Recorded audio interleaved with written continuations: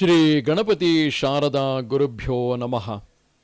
ಲೋಕ ಸಮಸ್ತ ಸುಖಿನೋ ಭವಂತು.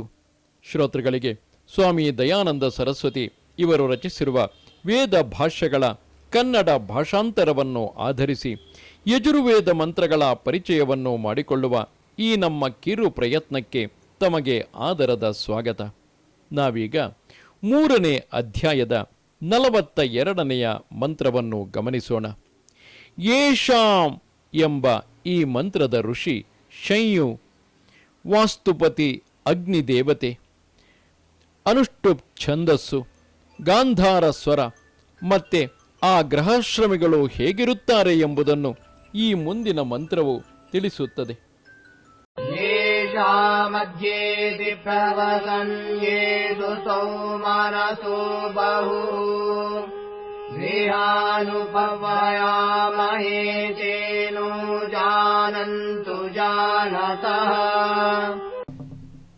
ಈ ಮಂತ್ರದ ಪದಶಃ ಅನ್ವಯಾರ್ಥವು ಹೀಗಿರುವುದು: ಯೇಷಾಂ ಯಾವ ಗೃಹಸ್ಥರನ್ನು ಅಧ್ಯೇತಿ ಸ್ಮರಿಸುತ್ತಾನೆಯೋ, ಪ್ರವಸನ್ ಪ್ರವಾಸ ಮಾಡುತ್ತಿರುವ ಅತಿಥಿಯು, ಯೇಷು ಯಾವ ಗೃಹಸ್ಥರಲ್ಲಿ ಸೌಮನಸಃ ಸಂತೋಷವು, ಸುಹೃದ್ಭಾವವು ಬಹುಹು ಅಧಿಕವಾಗಿ ಇರುತ್ತದೆಯೋ, ಗೃಹಾನ್ ಅಂತಹ ಗೃಹಸ್ಥರನ್ನು ಉಪಹ್ವಯಾಮಹೇ ಅತಿಥಿಗಳಾದ ನಾವು ಅವರ ಬಳಿ ಹೋಗಿ ಸದಾ ಪ್ರಶಂಸೆ ಮಾಡುತ್ತೇವೆ. ತೇ ಆ ಗೃಹಸ್ಥರು ನಹ್ ಪ್ರವಾಸ ಮಾಡುತ್ತಿರುವ ಅತಿಥಿಗಳಾದ ನಮ್ಮನ್ನು ಜಾನತಃ ಧಾರ್ಮಿಕರಾದ ವಿದ್ವಾಂಸರನ್ನಾಗಿ ಜಾನಂತು ತಿಳಿಯಲಿ. ಈ ಮಂತ್ರದ ಒಟ್ಟು ಭಾವಾರ್ಥವು ಹೀಗಿರುವುದು: ಗೃಹಸ್ಥರು ಧಾರ್ಮಿಕರು ವಿದ್ವಾಂಸರು ಆದ ಎಲ್ಲ ಅತಿಥಿಗಳೊಡನೆ ಮತ್ತು ಅತಿಥಿಗಳು ಧಾರ್ಮಿಕರು ವಿದ್ವಾಂಸರು ಆದ ಗೃಹಸ್ಥರೊಡನೆ ಅತ್ಯಂತ ಸುಹೃದ್ಭಾವವನ್ನು ಇಟ್ಟಿರಬೇಕು. ದುಷ್ಟರೊಡನೆ ಸ್ನೇಹವನ್ನು ಮಾಡಬಾರದು.